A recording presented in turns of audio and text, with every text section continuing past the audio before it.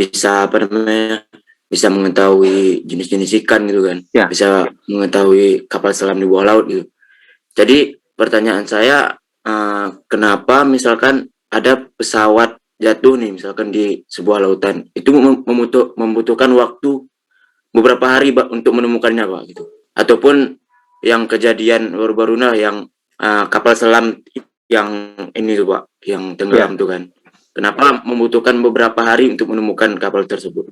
Terima kasih. Ya, baik. Ya, bagus sekali pertanyaannya. Ya, kenapa lama sekali ya? Nah, ini juga masih satu apa namanya tantangan ya di dunia penelitian di bidang akustik. Ya, tadi saya jelaskan bahwa memang kalau secara prinsip gelombang akustik itu sangat mudah mendeteksi keberadaan objek apapun tadi. Kalau tadi ditanyakan kapal tenggelam atau kapal selam, itu sangat mudah.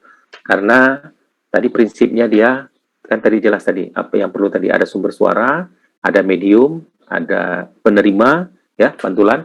Nah, kenapa dia bisa diterima balik di receiver? Jadi prinsipnya gelombang suara itu dilepaskan dari sumber suara, ya, mungkin saya balikkan sini, apa sebagai gambaran di sini, lalu dia merambat di medium, ya. Nah, ketika dia melewati satu, kan umpamanya lah ini mediumnya air ya, air ini contoh saja, air. Nah, jelas dia mediumnya air, lalu dia menemukan satu objek di dalam medium tadi yang karakteristiknya sifatnya tidak sama dengan medium air. Katakan sifatnya besi tadi kalau kapal ya tenggelam, atau kumpulan ikan tadi bisa juga, atau kapal selam terserah. Nah, itu jelas tidak sama karakteristik dengan medium. Maka tadi gelombang suara tadi akan memantul kembali ke receiver. Biasanya transmitter dengan receiver berada di satu tempat, di satu titik, sehingga langsung kita terima juga. Makanya tadi di atas kelebihannya bisa real time. Begitu kita pancarkan, bisa kita terima. Langsung kita tahu di keberadaan jarak berapa, atau di kedalaman berapa, keberadaan objek tadi. Objek tadi terserah, mau kapal tenggelam, atau mau jenis ikan, atau mau apa. Nah, kenapa jadi makan waktu lama? Itu jadi menarik. Tadi saya bilang itu menjadi tantangan sekarang di dunia riset di bidang akustik, ya, untuk apa namanya ya, karena di dalam laut itu masih banyak objek-objek lain yang apa namanya mirip dengan sifat laut tadi, sehingga kadang-kadang ini problemnya ya untuk mencari kapal tenggelam. Misalkan si gelombang tadi ketika diterima di pantulan ya dari data yang masuk ke receiver kita tadi, dia dapat pantulannya, tapi mungkin orangnya kita ya, tenaga ahlinya, tenaga perisetnya belum bisa membedakan ini pantulan dari kapal laut kah atau ada objek lain di dasar laut. Nah, itu satu. Yang kedua, belum dapat dipastikan posisinya. Memang kan katakanlah ya, misalkan ya, maaf saya bilang misalkan ada kapal tenggelam di perairan di Selat Malaka ya. Selat Malaka itu kan luas ya. Kita tahu memang kadang-kadang ada kapal titiknya tidak tahu di mana jatuh. Atau tahu juga bisa tahu. Tapi secara tepat ketika di bawah laut ya, itu arus bawah laut kan sangat kencang terbawa. Jadi kadang-kadang tidak tepat persis keberadaan titik jatuhnya kapal atau titik tenggelamnya kapal dengan keberadaan kawal di bawahnya. Jadi bisa saja kapal itu terbawa, terseret arus di bawah lebih jauh dari posisinya semula di atas. Ya, kalau istilah saya di bawah itu disebut dengan epicenter, di atasnya hypocenter, ya, tegak lurus dari epicenter. Nah, dia bergeser. Kita tahu dia jatuhnya di koordinat jauh, deras, lintang berapa, bujur berapa. Tapi dalam kenyataannya di kedalaman laut, objek tadi kita tuh terbawa oleh arus. Nah, itu juga problem yang kedua. Nah, seperti itu yang menyebabkan tadi pencariannya memakan waktu, ya. Tadi pertanyaannya, ya. Seperti itu. Nah, makanya sekarang dicoba lagi tadi perkembangan material akustik untuk bisa menghasilkan energi akustik yang lebih baik, kemudian untuk menghasilkan tadi instrumen ya, transducer tadi. Transducer itu semua piranti elektronik yang menjadi kerombing mekanik ya.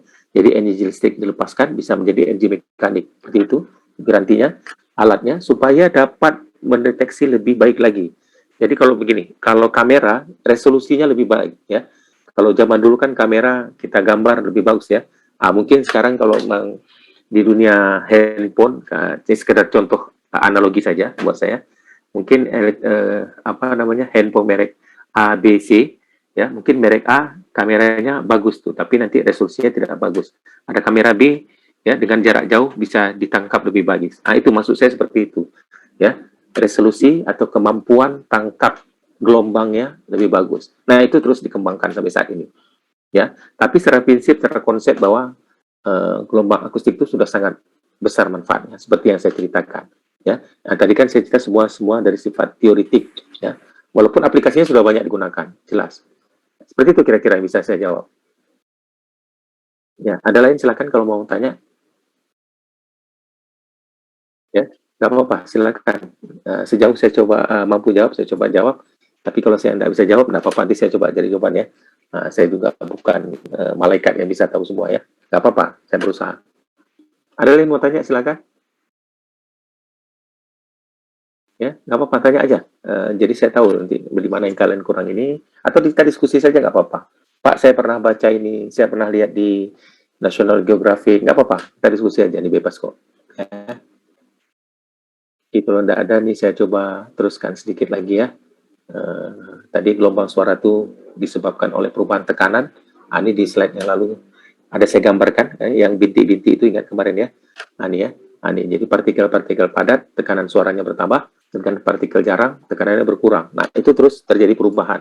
Disitulah terjadi perambatan gelombang suaranya. Ya, nah, ini. Jadi suara berpindah dan bergerak dengan kecepatan tertentu tergantung dari perubahan kepadatan partikel tadi. Partikel di mana mediumnya? Medium udara ya partikel udara, medium air ya partikel air. Air itu juga bersifat partikelnya halus ya, seperti itu. Nah, jadi kita menghitung jumlah puncak yang melewati titik tertentu dalam 1 detik, maka kita sebut frekuensi dari jumlah banyaknya kecepatan perambatannya. Ya, itu prinsip satu gelombang ya. Gelombang kan satu gelombang, satu puncak, satu lembah.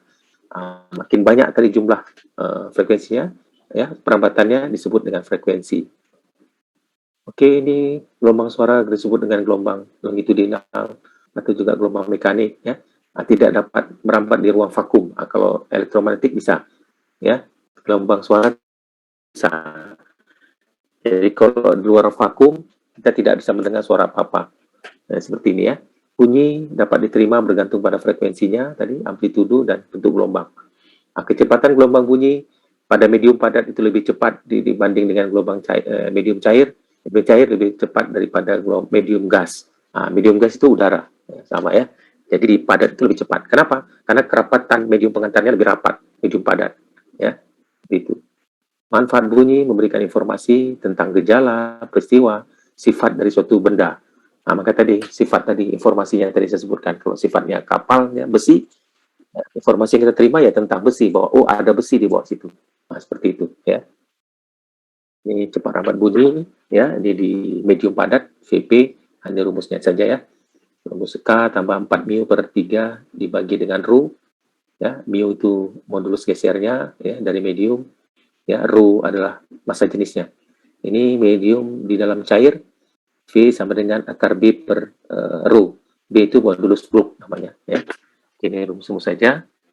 Ini di medium gas ya, V sama dengan akar gamma dikalikan RT per M ya. Gamma itu konstanta Laplace ya, besarnya sudah ditentukan ya. Itu cepat-cepat rambat.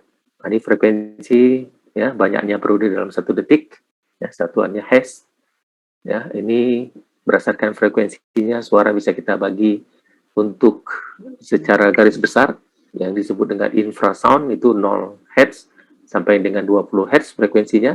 Itu pendengaran manusia itu biasa dalam range 20 Hz sampai 20 kHz. Ultrasound itu 20 kHz sampai 1 GHz. Hypersound itu 1 GHz sampai 10 terahertz. Nah, ini ya. Nah, jadi manusia membuat suara dengan frekuensi yang lebih kurang dalam 50 Hz sampai 10 kHz.